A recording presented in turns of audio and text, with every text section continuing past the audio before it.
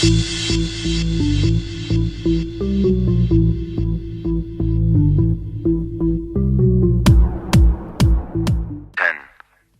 9, 8, 7, 6, 5, 4, 3, 2, 1, 0.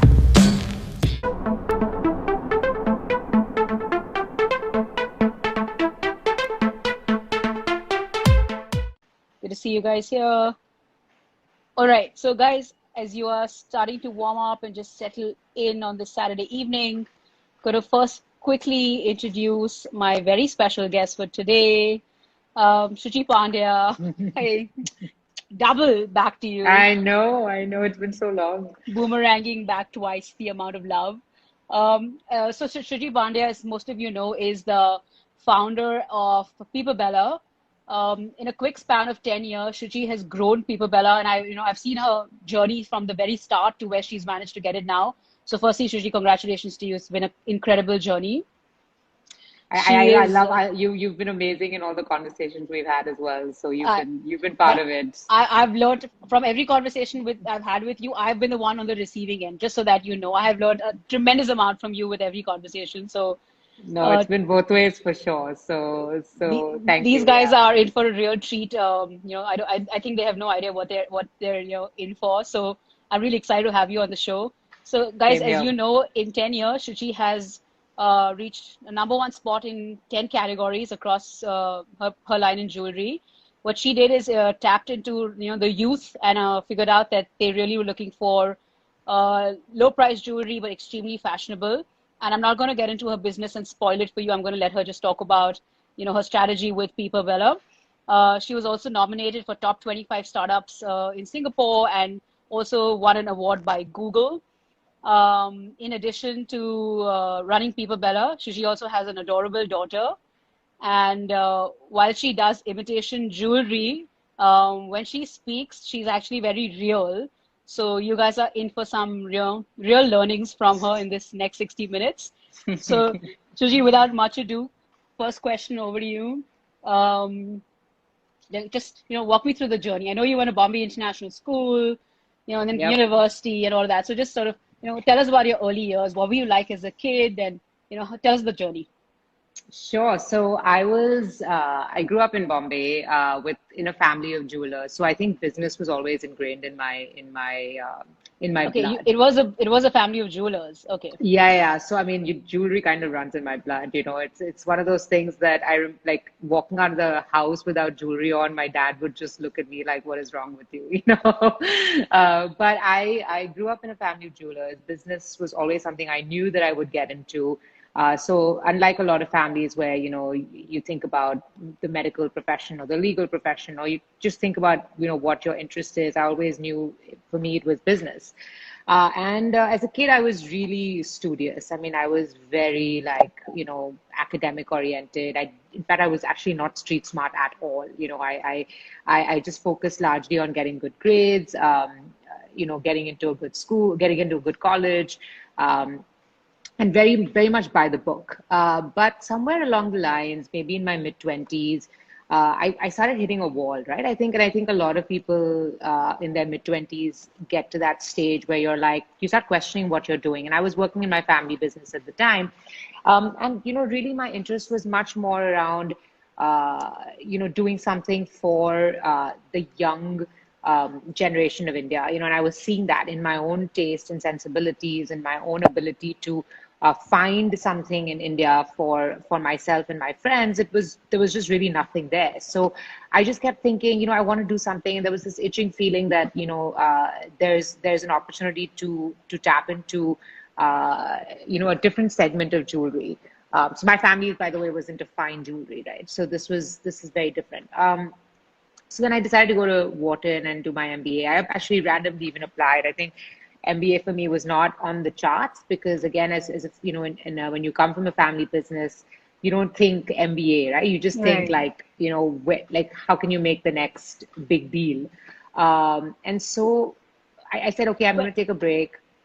so going into the MBA, did you know you wanted to be an entrepreneur, or did you think you would sort of go and experiment, or?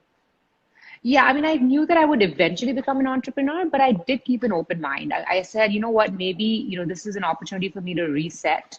And maybe if if I'm back in the US and I did my undergrad in the US as well at NYU Stern. So that was again very business.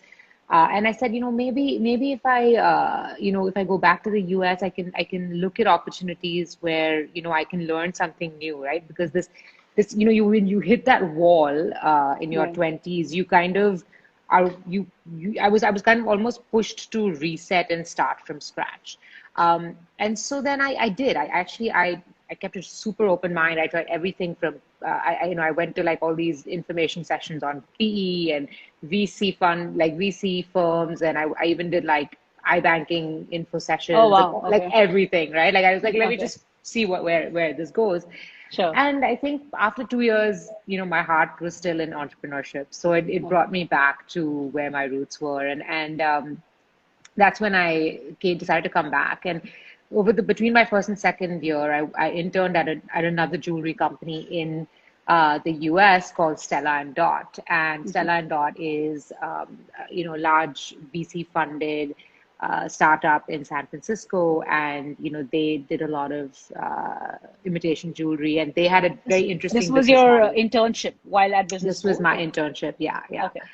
And I then came back to India during my summer as well, and I did some, quick tests on like, a quick pilot as well in terms of, if I wanted to start my own thing, like, what was the market like. And I think the good thing about business school is that you develop all these toolkits, right? Like you Right. develop all these frameworks and you study them, and you kind of you have this insane amount of resources available to you, so you can literally like take an idea and bounce, like email your professor about it, and he or she will give you like five different ways to think about that problem, which like honestly you don't get if you're just an entrepreneur trying to make it, right? So Hmm. being in business school and trying to start a company was fantastic. I was knocking on doors of professors, trying to run them by my business ideas, and I even took a couple of classes on business, on entrepreneurship in general, like areas where I felt I was lacking. Like I took a venture capital class, for example,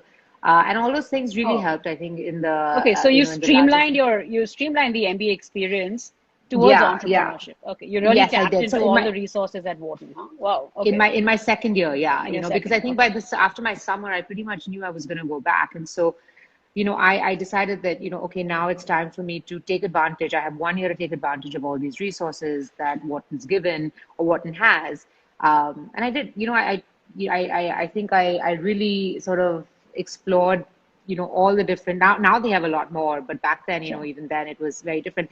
And we did things like we would like there was a company called Rent the Runway, and a Right. bunch of other startups. It's actually started by a bunch of HBS alum as Yeah. well, all based out of New York. And being in Philly, I would drive down to New York, and through the Wharton network, I would get opportunities to talk to the founders. Oh, And, wow. so these are the things that I think really exposed me, because I think the US at the time and even still is going through a very it's very different, right? It's like they have a very evolved way of looking at business models. Mhm. And so I said, can I look at some of these business models and see what could be applicable in the Indian In context? India. Okay. Yeah, and e-commerce at the time was very new, and I had no tech background whatsoever. I Hmm. only knew jewelry, and so I said, let me see what I can do, on the tech front. And Flipkart and Amazon had not even entered when I came back, Sure. and Flipkart was very young. They're definitely not at the level they were. Myntra kind of picked up around 2012, 2013. So. In general, e-commerce was, I would say, at its very early stages when I moved Okay. back in 2012.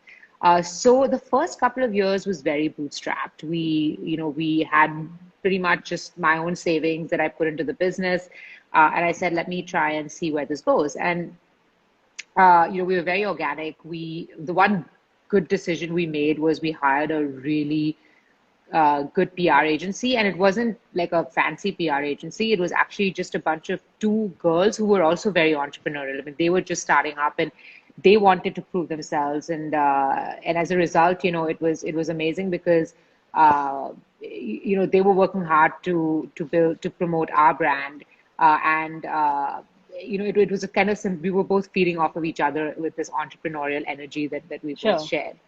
And that really helped. I think PR at an early stage of a startup really helps because, you don't have much money to advertise. You don't have much money to get a celebrity on board. But if you can get a PR agency who can put you in touch with the right connects, I think for a brand, it's really critical. Okay, So so that, just so I get yeah, it right, so you used the Wharton MBA to sort of flesh out your startup. Did you yeah. end up graduating Wharton knowing that this was it? Like you would be in the e-commerce space and retailing jewelry? No, no. So I just Okay, knew I'd be in jewelry, right? I just in said, jewelry. okay, Okay, I had this vision that I wanted to target. It was a very simple vision. I said that, look, I okay, think women need jewelry that's affordable. I think that the options out there are limited, and it's a very disorganized sector, and it still okay, remains a very disorganized sector. So can I just convert it into an organized format? So that was a okay. very simple So goal that I so that had. was your thesis. You realize that Yeah, the market's disorganized. You realize there's a yeah, need for this sort of product, and you yeah, realize that there's some need for disruption because there's no one really doing yeah. what you do. Okay, so that was the Exactly. basic premise of That starting was the out. basic premise. And we started off not with e-commerce. We started off with very organically just selling, but we hired a bunch, not hired, but we kind of developed or created a network of influencers. At that time, influencers were not as, it wasn't as institutionalized as it is today. So influencers who were bloggers, who were upcoming bloggers, we partnered with them. We got them to talk about our brand with their friends, to host trunk shows and things like that, Okay. and build the brand very organically.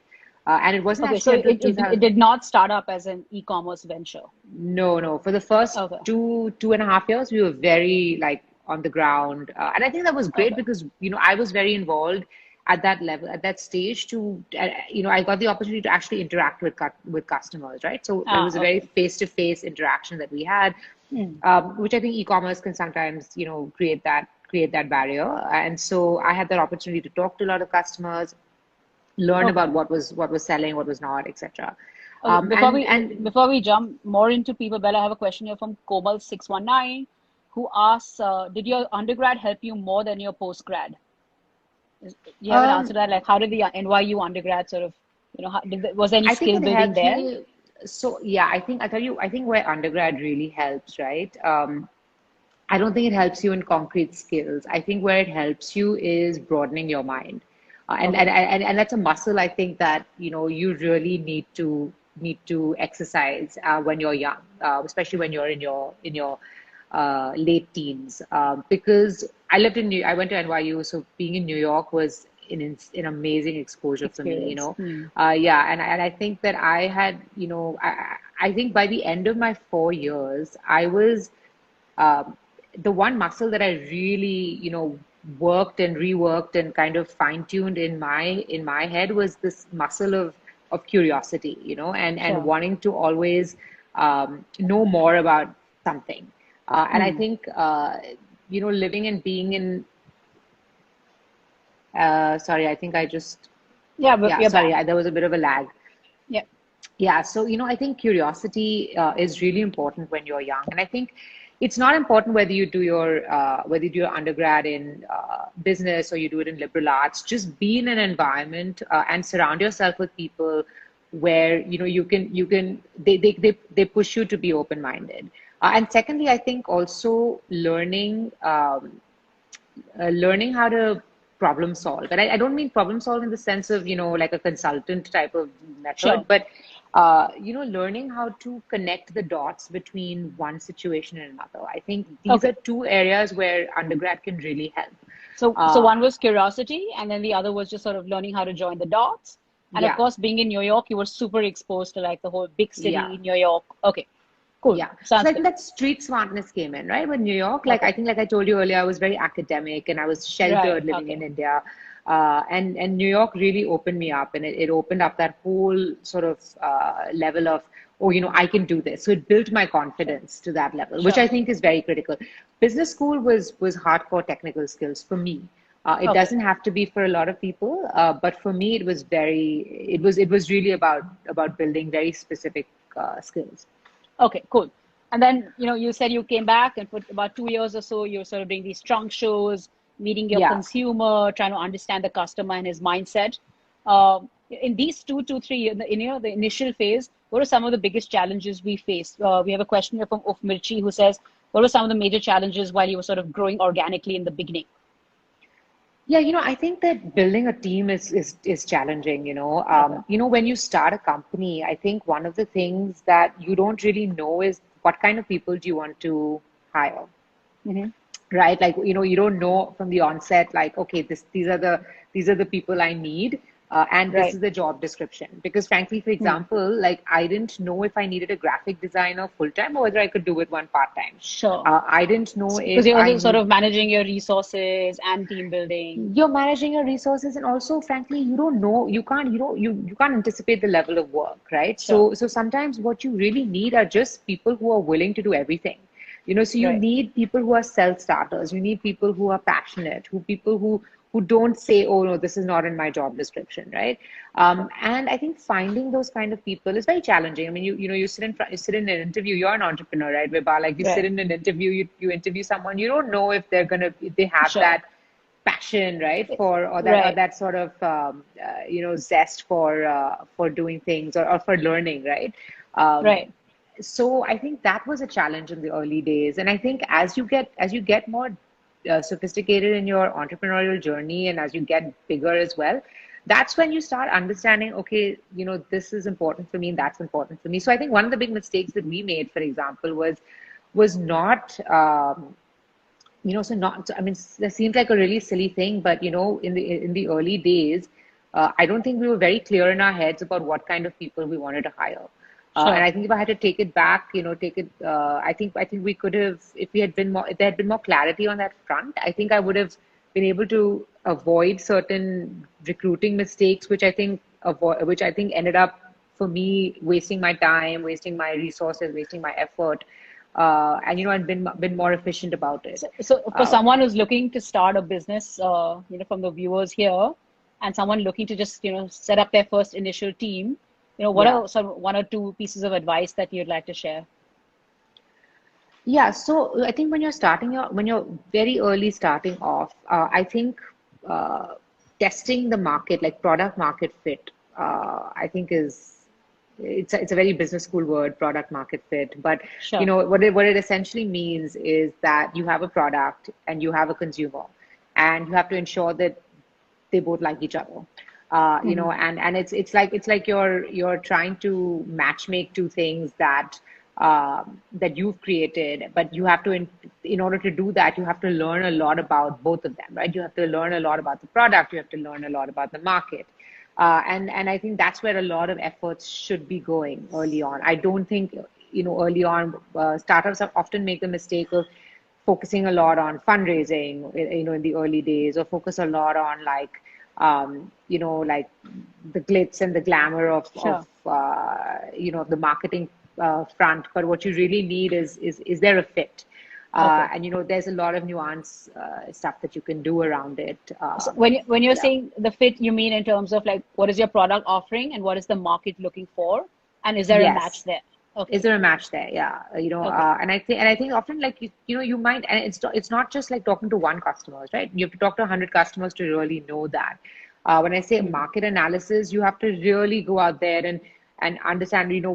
Like for example, we went to the level of understanding. Okay, do our customers are they the kind of customers who go to the salon once a week and get their hair blow dried, or do they go and get their nails done?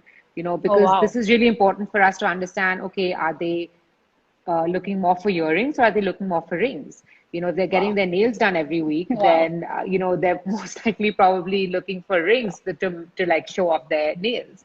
And if you're getting your hair blow dry, then you probably want to like show off your earrings or your necklace. So I think just really understanding who the customer is, and then seeing, how the product can match Hmm. that customer, in my mind, is critical. Okay. Wow. So it sounds sort of rudimentary and sounds sort of commonsensical, but a Yeah. lot of people just miss out on just figuring out product and consumer match, and that's something you realize that quite early on. I mean, doing that sort of detailed survey really, it's quite remarkable. Yeah, and it doesn't have to be fancy, right? And we didn't have money to like recruit AC Sure. Nielsen to do this, right? I mean, we Right. basically like we were just I actually got like a bunch of my sister's friends in a coffee shop because they were my TG, and I said, "Hey guys, like I will give you free jewelry. Why don't you come Mm. and talk to me for like an hour?"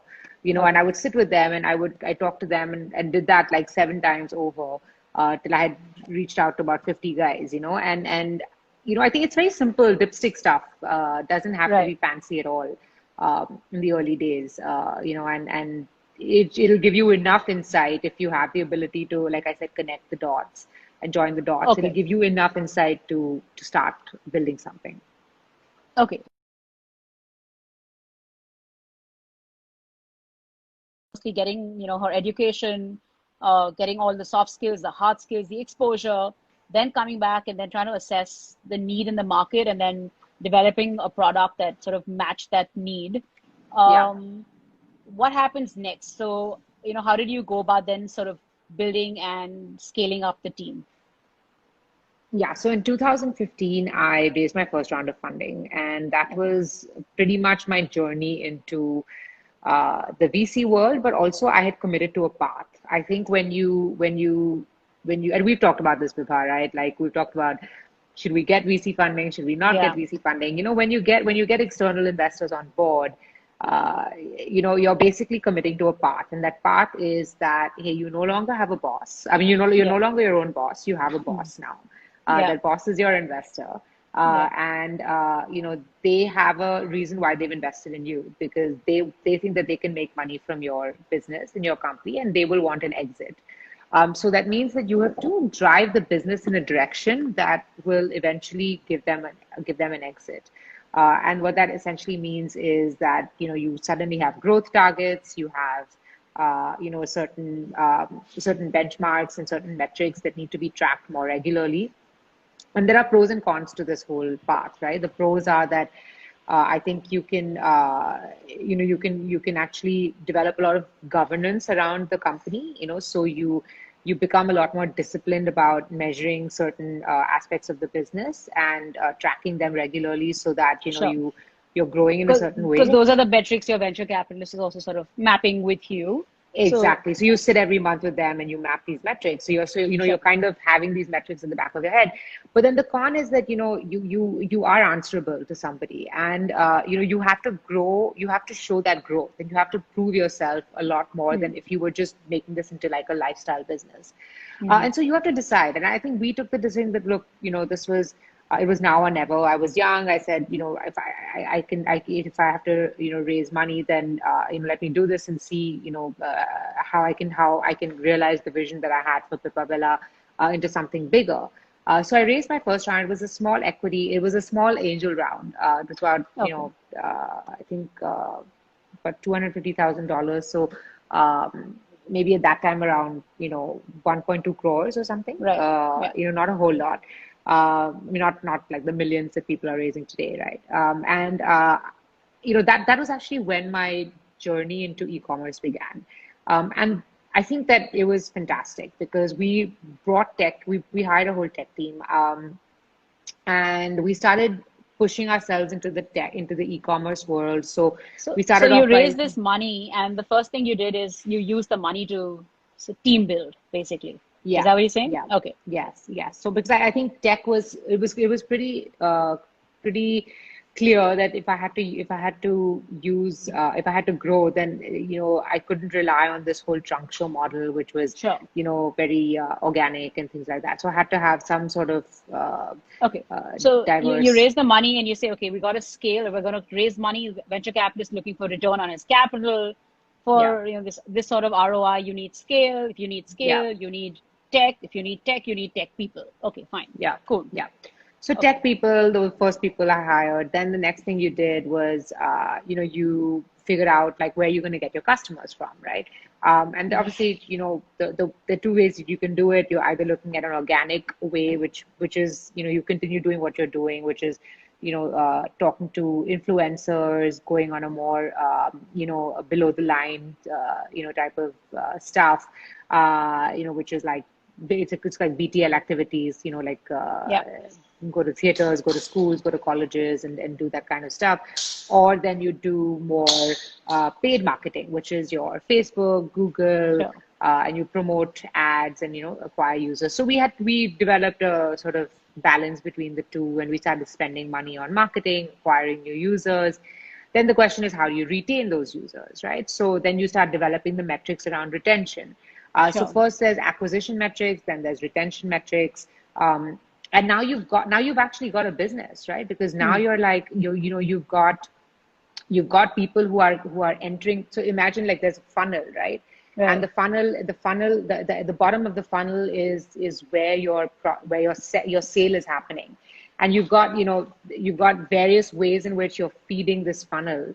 Whether it's through Facebook, Google, all these organic ways, and Right. then you have to figure out how that user on your website is going to get to a sale, right? So how is Sure. he or she going to go down that funnel? Hmm. So that became sort of the biggest thing that we became obsessed with at Vibha was the acquisition and retention funnel, and even till date, and a lot of e-commerce companies will have this kind of a funnel, but even till date, we think about things either as an acquisition funnel or a retention funnel. Hmm. And how do you develop activities around either one of those? That became a big learning for us from, I would say, maybe around 2015 to about 2018. At the Okay. same time, we were also, So so this was on the, it sounds very sort of technical. It sounds very detail oriented. On the surface, it looks like you're just running this like really cool jewelry company which has all these amazing designs. yeah. But what I'm hearing, and a lot, for people who are listening, like what you see on the surface is this really fashionable, trendy jewelry company. This is the sort of backstage view, right? The backstage view is like really serious, technical, analytical approach to building businesses and really understanding the consumer psyche and really understanding your various marketing channels and seeing how those funnel through. So this looks like Yeah. a very sort of detail oriented approach to running the company. It's not just like Yeah, and you that was started this that was fashion. my yeah, that was my way of running it, and I think that's also because of my personality was a lot more about making sure that everything is data driven. So any Sure. decision you make had to be driven by, okay, show me where the numbers are. If it makes sense, then we'll do it. And Sure. if there was not enough proof around it, then we drop it. So it's not about, oh Okay. yeah, just so I think a lot of other entrepreneurs are very intuitive and they don't care so much about numbers. But this was at least my way of saying that, okay, it has to be backed by, and this is again business school education, right, coming in. So Sure. so I think that Backed approach, by numbers. Okay. yeah, backed All by right. numbers. And then at the same time, between 2015 and 2018, we were also working on our supply chain because we had, Okay. so we had to work on making sure, we were building our manufacturing capabilities, to handle the scale. We were also making sure that, we had, building relationships with vendors. We were automating Okay. some of those processes at the same time. So tech was playing a role not only on the front end, on the acquisition Okay. side, but So, also on the supply on chain. the tech side, I'm curious to understand. I know you have a business background. You went to NYU and Wharton and stuff. And you run essentially, running an e-commerce business is essentially running a technology company, right? Yeah. So, do you, as a CEO founder, feel challenged in terms of, not really knowing how to code? Do you see that as a disadvantage, or do you see it as an advantage that I don't really you can easily sort of outsource and hire out the tech, but you can't really outsource this sort of managerial analytical thinking. So where are you on that spectrum? Yeah, so I'm actually really glad I'm not a tech person. I Okay. think that if I were a tech person, I'd be micromanaging like my entire tech team like a lot. Right. And I think the fact that I don't understand tech has allowed me to delegate and trust Right. the tech team, and that's allowed me to kind of focus on the things that I'm really good at, and focus on the areas which are my strengths. So rather than trying to be in an area where I don't understand, or even try to develop my strengths there, I play to my strengths. Sure. um, and just delegated where, I felt necessary. So I But actually don't think that, yeah. for someone who's considering starting up an e-commerce venture, do Yeah. you think not knowing technology is a disadvantage? Do you think not knowing technology is a skill set that they should quickly sort of lasp on, or is it okay? Do you feel okay running this? Yeah, so look, I think that you have to, I don't think that, when you say not knowing technology, right? I think that if you're a complete tech dinosaur, like you don't know anything about technology at all, then I think yes, you should spend a little bit of time, understanding it, right? Because there will be times when, whether you're in a VC meeting or whether even if you're not raising funding and you're doing this on your own, where you will have to have discussions around technology with your team, or you will Sure. have to know where the limitations of technology, what the limitations of technology are, and where, how far technology can take you in terms of your business operations. So I think understanding that is important. Sure. But I don't think you need to be an expert for sure. Okay. I think that there are lots of resources now. And also, by the way, the tech world is evolving so fast, and there are new languages that come up every year, right? So Hmm. as an entrepreneur, it's I very see. difficult to keep Okay. in Like touch like with all of when you that. started in 2012, had you hypothetically studied computer science, you would have obviously learned a very different with very different languages, different platforms. Yeah, So in any ways, the knowledge would have gotten sort of redundant. So unless you keep up with tech, exactly, okay. exactly. So the message I'm getting here for entrepreneurs is like if you want to jump into a technical business or e-commerce, etc., it's Yeah, okay to not know the nuances of technology as long as you understand basically how tech works. yeah, Okay, correct. I'll quickly take a question here from Aditya Agarwal. Just I'm going to paraphrase this question in terms of like, when you started out, you were doing certain things, and like 8, 10, 12 years into the business, how do you see your role evolve? How are you Yeah. how are you managing then, and how are you managing now? So back then I was doing like I was getting myself involved in everything, and I still, to some extent, sometimes do that now today as well, especially like when you're troubleshooting and firefighting. But back So then, I think, you're saying back then you had your hands in sort of everything, right? You were sort of yeah. I okay, mean, you get your hands dirty in everything, and sure. I was at one point of time packing gifts and talking to I customers, can, I and can, I can totally yeah, relate. Like you yeah, basically like, because we're so quality conscious, and if we've yeah, got our name, sort of next to something, and if it's our own baby, we're just going to yeah. make sure that like, to the best of our abilities, nothing's going to go wrong. So this Yeah, sentiment I completely relate to. yeah, and I think also the more you do things, one thing I realized is that when you're doing things on your like yourself, so as your CEO, as a founder, as an entrepreneur, you're always the most vested. You're going to be Sure. way more vested than your team is, right? So you're looking for efficient ways to do things. Your Sure. team, if you just tell them, hey, listen, this is your job, this is what you're supposed to do, they're just going to do that, right? I mean, not Right. everyone, but like a lot of people Sure. will. So as a result of it, as an entrepreneur, when you get involved in that process, you begin to understand, okay, where are things going wrong? Where are things falling apart? Where are they breaking? And then you can fix it, Sure. because you have that mentality of trying to fix it. And, Okay. and, So and, and I initially think, you had your hands in pretty much everything. yeah. And then how did that evolve? How did that change over time? Or has it? So it has. It definitely has. I think that I'm a lot more on the strategy side now.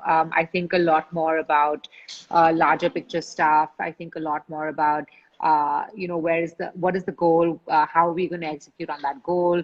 I think about the sort of 2 year, 3 year plan, whereas maybe 7, 8 years ago it was more about, okay, what is the 5 month plan? What is the 6 month Sure. plan? And Okay. so I think in that sense, that role has evolved quite a bit. Um, I also think a lot more today about culture and team building than I did maybe back in the day. Okay. Like what do we really stand for as a company? What is the brand? What is the philosophy? I think a lot of that comes in now, which before, you don't think about so much. Okay.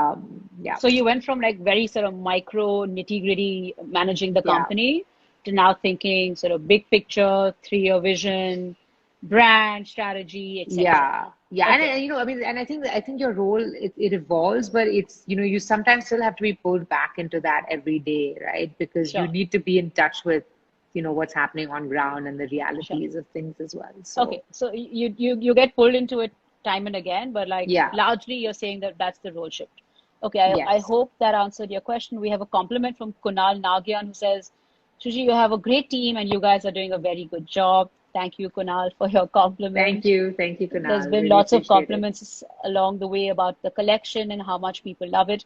Gonna pick up a quick question here from Anika Tarika, who says, did you ever lose faith that your business wasn't growing or anything of that sort? Did you ever have sort of this moment of questioning where you were like, what am I doing and why? Yeah, all the time. All the time? Okay. Yeah. I mean, if you want the honest answer, right? Like, I think entrepreneurs are like, and right, I know very few entrepreneurs who are like so self-confident that they know that they think Sure. that they're 100% sure of every single decision that they've made. Um, yeah, I mean, there's a lot of self-doubt, and the journey is filled with, am I doing this right? Do I have what it takes? Right. All of that. But I think what you know it's stuff like this, right? Like it's customers who say that I love the product, I love what you guys do, I love the collection. It kind of motivates you to keep going, right? And you feel like, okay, yeah, I've created something, then Hmm. let me go and do it, and let me build on it. It's kind of like building a wall, right? Like Sure. you're putting one brick, then you wake up the next day, you put another brick. You're not gonna build that wall overnight. You're not gonna build that structure overnight. Hmm. And every day you have to motivate yourself. Okay, let me just add one more. Let me just add one more. And you eventually get to a point where you're like, okay, now I feel good about things. You can see that wall coming up finally. Yeah, or that wall or structure or whatever it is that whatever Right. that vision you had in your head for something, you can see it coming in front of you. Whereas before, it takes effort, in the mornings to wake up and be like, oh yeah, I have to do this, even though like there's so much that I have to fix, and there's so many issues, and there's this and that, and you're Sure. like, oh, do I really have what it takes to do that? Like even with Okay. fundraising, for example, like I didn't think I had what it took at all to fundraise. And then, you Hmm. just build your confidence slowly, and you get there. Okay, great. Anika, I hope that answered your question. She talked about it, right? Like it's natural to go through the highs and the lows and sort of the self-doubt, but you sort of brick by brick build yourself up there. Okay, I'm going to take a quick question here from Naam To Suna Hi Nahi Hoga, who says, as the founder of this popular brand, how do you maintain good relationships with all your consumers, considering that you have such a large customer base? Okay, I think this is a really good question. Yeah. Talk a little bit about your customers and what's worked, what hasn't worked, what sort of issues are you still sort of struggling with, and how do you manage all of that, because this is really a consumer centric business. Yeah. So I think with consumers, you have to maintain a very authentic voice. This is something we learned probably a little bit more recently, and I'll give you an example, right? Like with the law, for example, COVID, right? COVID has led to a whole bunch of issues, like in terms of getting the product to the consumer on time.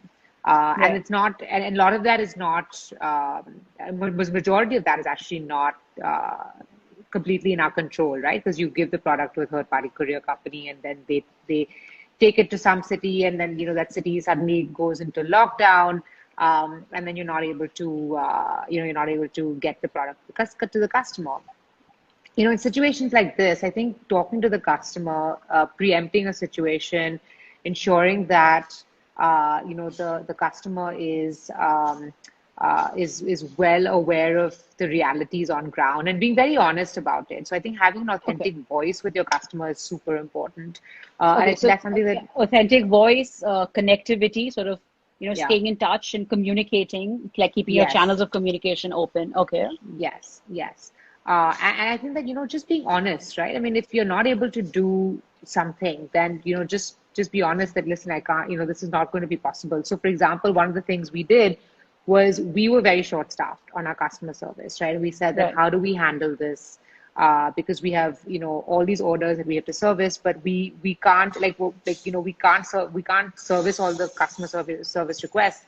So what we said was we actually decided as a 3-week, 4-week exercise to actually remove our voice service from customer service, right? So we said, okay, we're only going to take requests on WhatsApp. And we actually explained that to our customers, right? We said, look, it's not that we don't want to talk to you or we're trying to avoid you. It's just genuinely that we're very short staffed. With COVID, a lot of our staff has gone away, and we actually had a whole explanation for that. And customers understood. And we said that, look, it'll take us 48 hours to get back to you, but we promise we'll get back to you. And so I think, it's just stuff like that I think if you communicate to your customers and you tell them these are the issues, they understand, right? So I think that's one of the things that really helps in connecting with the customer, building that authenticity. So you build trust, authenticity, keep the lines of communication open, and sort of you just relayed the honest truth, saying this is the situation, and we're trying our best. So that's bringing Shuchi to the business, just keeping this really authentic and real. Okay, cool. Quick question here we have a compliment from Kunal again. Your customer support service is very friendly, and they have a very friendly nature. So I really appreciate your team. Okay, thank you, Kunal. He's full of Thank you, Kunal. Yeah, that's really nice to hear. Question from Anika again. What are some of the important things in terms of quality check? This is a good question. So what kind of quality check or QC do you do in this sort of business? Yeah, so we have QC that happens at the production stage, which is the manufacturing stage, and we have a second QC that happens before the dispatch takes place. The production QC is at various stages of production. So, for example, if a product is going through, say, 5 stages, then typically a manufacturer will have a QC person at each of those 5 stages. And then finally, so that's one, we just call it one big QC check. And then the second QC check actually happens internally at our warehouse, where we have one team that checks it before the product is dispatched. But one of the things actually we did, because I think just again being sort of entrepreneurial helped, is that we ended up training our entire warehouse to do QC, right? So for example, what we found was that even if, for example, we have a runner, right? And his job is to just basically collect pieces from the factory and bring it to the warehouse. We even taught him QC. So we said that, before you bring it to the warehouse, you do the QC. Check check, right? So, and if it's not looking good to you, then don't take the piece from the factory. Right. So I think it's just, having that mentality that, okay, quality control, it doesn't have to just be one specific team who's doing it. Like, can everybody, learn how to look at something and see if it's working or not? Okay. So it seems like very detailed QC. Every stage of the production process, you're saying, there is some sort of QC and checking. Some comments coming up here about, are you hiring? There are some designers who want to work with you, and just otherwise, is there some sort of hiring policy or something you want to just tell people about? So please email us on marketing@pipabella.com. We actually have this really interesting platform that we're building out for jewelry designers. We know that India is a country which is filled with jewelry design talent. And I've seen this firsthand, even in my previous work with my family business. And so we're building out a really interesting platform that's going to showcase jewelry designers and allow them to, display some of their designs. And if an opportunity comes up, we will also create some of those designs for our website. And it's going to be a very democratic platform that I think everyone will get access to, completely. None of that subscription stuff. So we're very excited about it. It's probably going to launch in the next 2 months. So please email us on marketing@pipabella.com, and we will keep you updated about that. Okay, awesome. So for all the designers in the house, definitely reach out to them, because everyone knows the reach of the brand that Shuchi has built. So this could really sort of place you out there. Quick question here from Sabahat, who asks, who inspires you? Do you have someone who inspires you, someone you look up to, a mentor or someone? Um, oh my gosh, so many people inspire me. I don't have one particular person, but I think that like from a business point of view, I think that there are certain business leaders in India, like Ratan Tata, for example. He really inspires me. I think that the way he always puts the community first. I think before his own needs, and especially what he's done with the Tata brand, and made and built that idea of trust. Tanishq, for example, is a Tata brand, and it's Sure, a jewelry brand, and I've always loved it, loved the way they have that trust factor sure. in their Hmm. brand. And even though for me it's like it's not a competitor really because it's in the bridal jewelry space, Sure.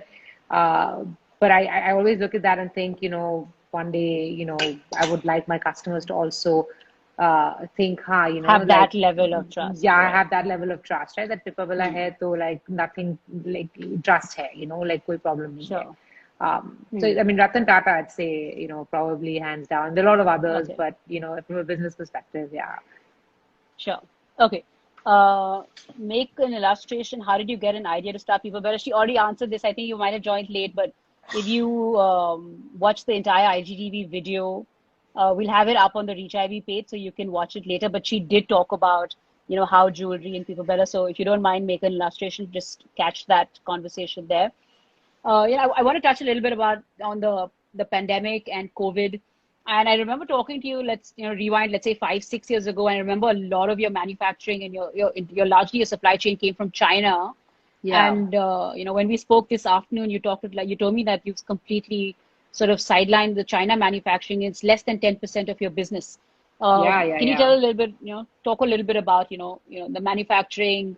Has Yeah. COVID affected their supply chain? What is going Yeah. on, and how are businesses such as yours managing COVID? Yeah, Anika, that's exactly the question. Has COVID affected your Yeah. business? That's it. Yeah. Yeah. Yeah. Yeah. So, so I think that basically, I mean, COVID has affected everybody, right? I think it's a Yeah. tough time. But I think that in terms of so I think the China-India thing. Look, I think China, it was getting difficult to do business with China. That's for sure. And I think that uh, from a variety of different aspects. I think one is that the product is very generic. And I don't think that it's like a lot of the designs are suited for the Indian aesthetic. I think Indian Okay. women have a very specific aesthetic on the product side. I think quality is a big issue in China. It's very like the kind of metal used is very cheap.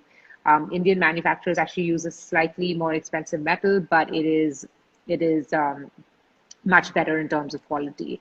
And so it was a very strategic decision to move all manufacturing to India. We've moved now 90% to India. Only small 10% remains in China. And even that actually we want to move to India very soon. So we want to be Okay. 100% made in India brand in the next Wow. in Okay. this in this next 1 year. Yeah. Yeah, and so like we're all about that vocal for local Wow. concept, Okay. and I think that And you don't think in terms of like your cost structure or anything, it's because the philosophy I remember talking 5, 6 years ago was like obviously we get our product from China, it's much cheaper. yeah, But yeah.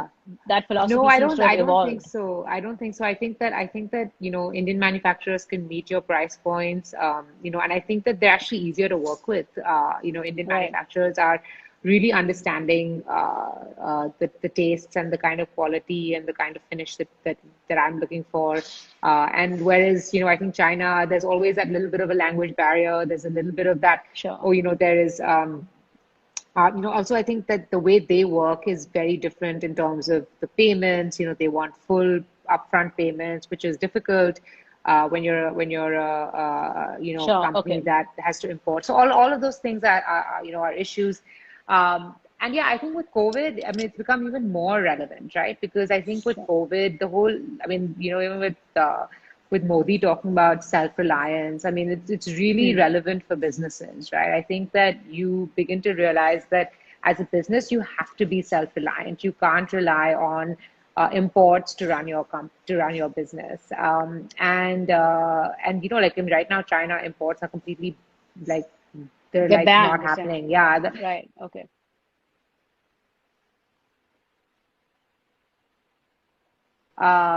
And so I think that I think in that sense, it just having your own manufacturing setup, having your own, having something local is way better Okay.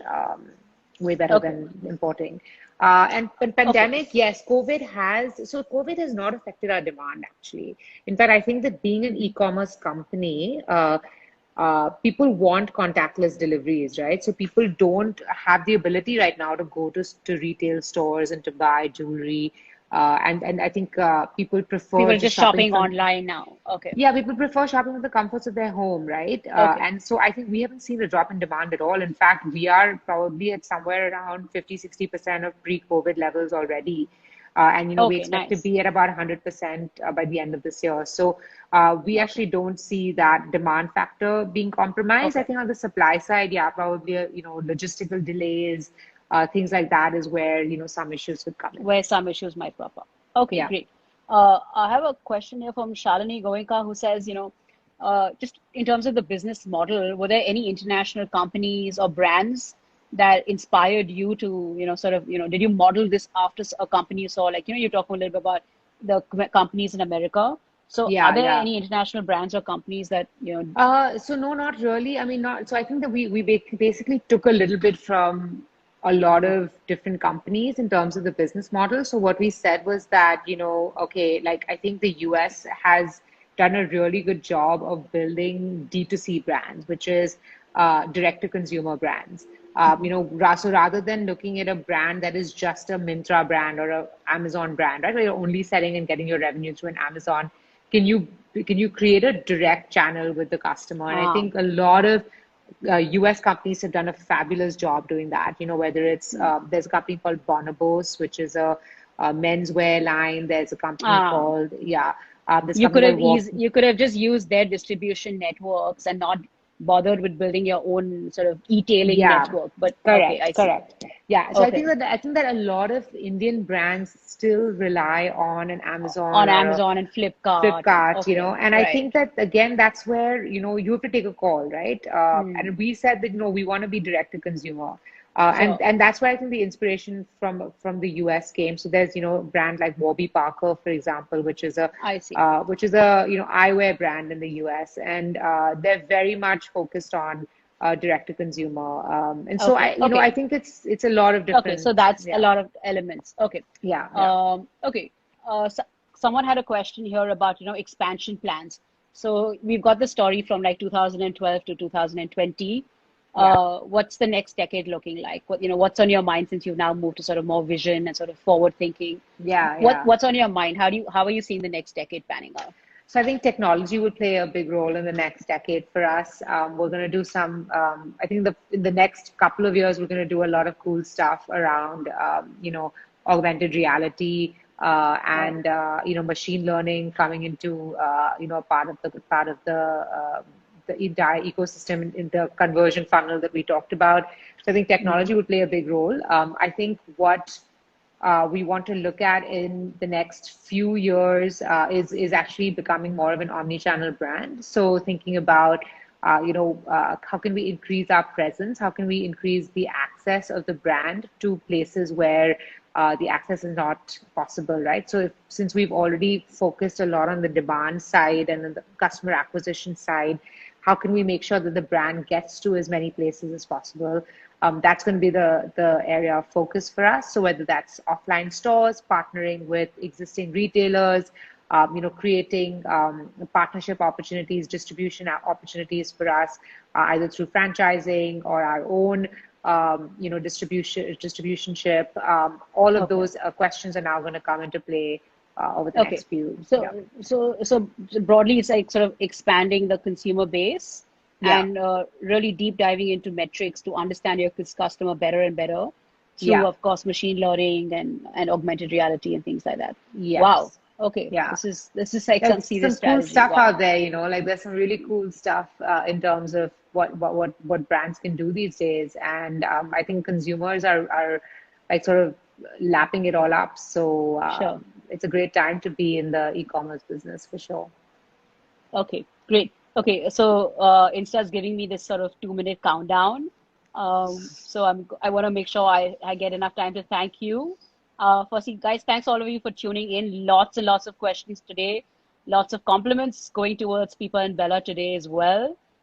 Thank you all for tuning in and for all your questions. And of course, guys, as you know, Pipa and Bella is fully functional and open and running. You know, they have all their designs up on their website. So most of you are already customers of theirs, but do check out their collection and support the brand. You know, these are tough times for everyone. So if you like their designs, you like their styles, definitely go out and make your next purchase this weekend. Thank you, Shuji, for Vibha, you're always so awesome. adding. You're like I'm gonna make you my next brand ambassador. Like you're like the I perfect am your brand spokesperson. ambassador. Yeah, you're like the perfect spokesperson. That I'm totally your brand ambassador. I yeah. will make sure I put on one of your pieces next time for my show. Yeah, I'm sending But you stuff next time for sure. totally, I'm Yeah. totally a big fan. You know, I'm a big fan, not just Yeah. of your brand, but of you as well. So thank you so Likewise. I much. mean, yeah, our conversations are, and our coffee date is pending. Once this Coffee day lockdown is spending for sure. ends, we're gonna do that. So, But you're really remarkable, Shuji. I'm really inspired. And of course, I'm super proud, with what you have done. It's a tough category to break into. It's a tough category to build out. And you did it all. It's thank just you. 8 years. So, you have a cool 20, 30 years coming up, but just fabulous. So thank you so much for Thank sharing you. all your Thank you tidbits with so us. much. And thank you. So